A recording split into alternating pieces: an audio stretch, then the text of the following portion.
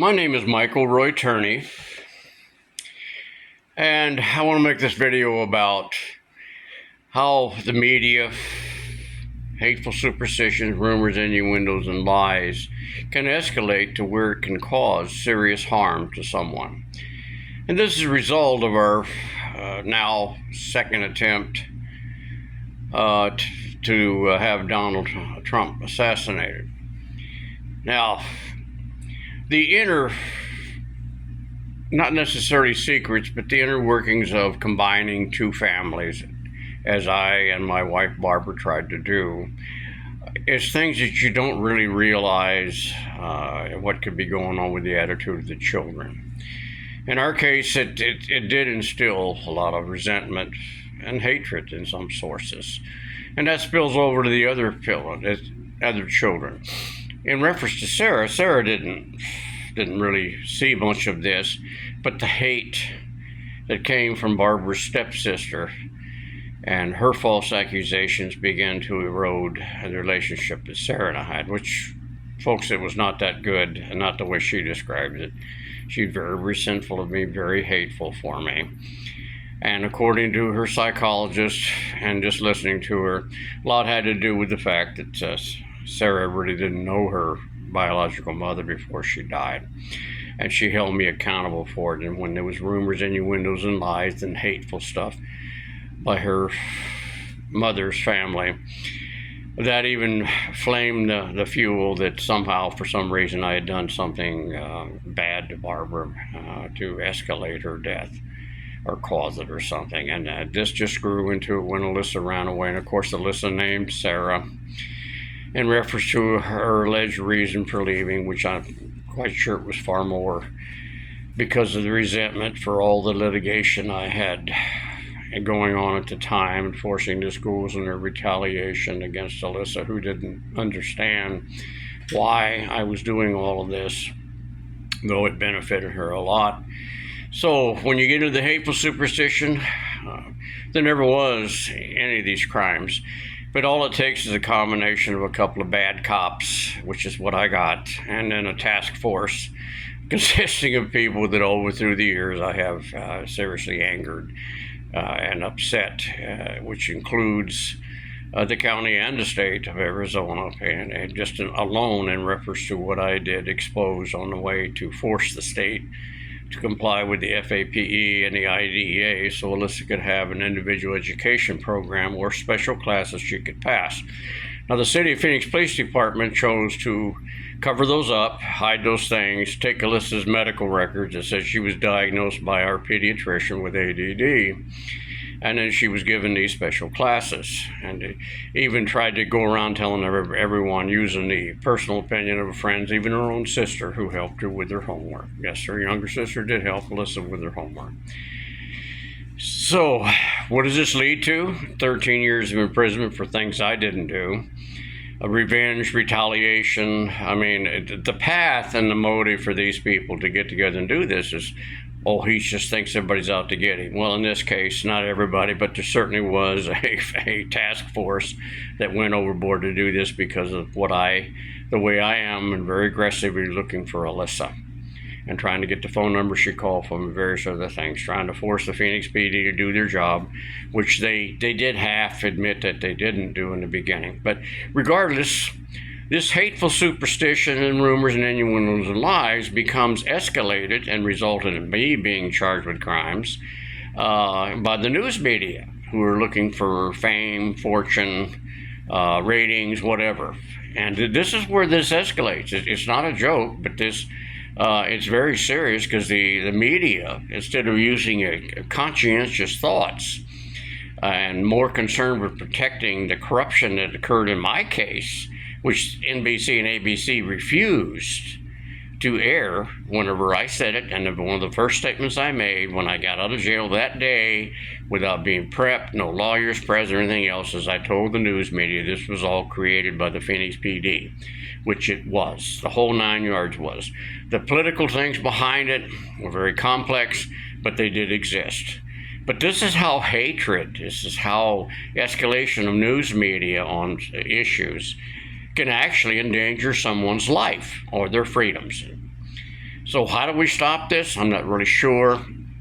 You're not going to get the news media. They have large banks of attorneys, millions or billions of dollars to allow them to do this kind of stuff. It is a downside of podcasting because these people are not held accountable for when they promote these lies and things. And I love my daughter, Sarah, dearly.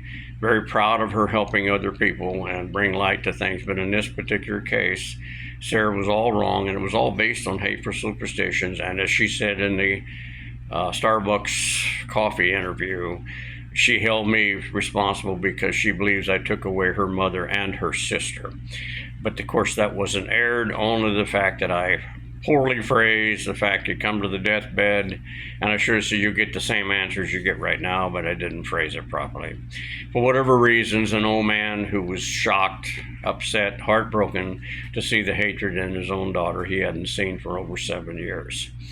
So this is the kind of stuff that gets out of control.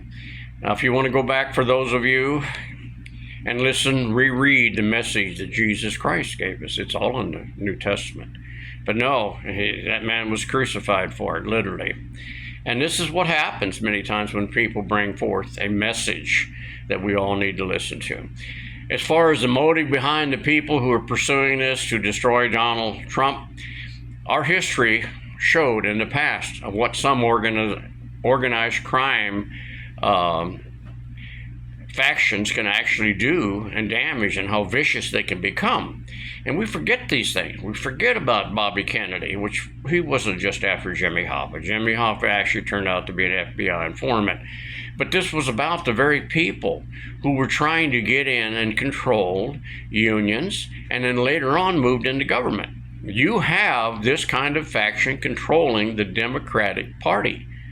And you don't need a movie to tell you folks how vicious these particular factions can be.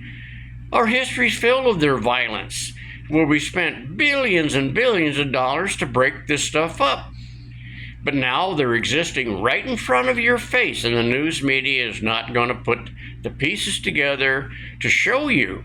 My God, we've got double impeachments, even a virus that affected the entire world and destroyed our economy. You've got trying to go after somebody, a billionaire, and such heavy fines to try and bankrupt them. And then you got a conviction for a crime that commits every 10 seconds in Washington, D.C., drop down to the state because they don't want to go back and start a president to prosecute these criminals who say they are elected few and been in Washington too long. And then a first attempted assassination, now a second one. This kind of stuff, to me, in anybody that was a police officer with a half brain can see that this all adds up to a particular faction who now sits in the White House. Do the research on the people that you've heard all these news entertainers tell you that these people control the Democratic Party. Just look at the list that they have. This again, Pelosi, Schumer, Clinton's, Biden's, and the Obama. These people have been related to adversaries of this nation or criminal factions. It's right there in the records if you want, in fact, to take the time to research it. You're an American. As Walter Cronkite told us, you can't let the government or the media tell you how or what to think. In my case, it destroyed my life. I lost my family. I lost everything else. I lost 13 years of my life. The last one seriously crippled me. In this case, Donald J. Trump could very well lose his life if it's not somehow looked at. But anyway, if Donald Trump does get elected, if he does not pursue these people that have taken control of one of our only two allowed parties in this nation, he's making a serious mistake. This nation is the greatest nation in the world because people came here from all over the world. Our ancestors did, literally to get away from tyrannical government, along with their other personal motives. But if we do not do something about what now controls the Democratic Party, we're making a serious mistake. And these people are laughing at you, folks. They're going out that back door with gold bars and bricks, and some of the most successful multimillionaire people now. Hell, wouldn't doubt in the least, but the Clintons aren't worth more than $1 billion now. And they just laugh at you every single day. So it's up to us. If we don't vote out every incumbent for the next 15 to 20 years sitting in Washington, D.C., we're making a mistake for our children's children.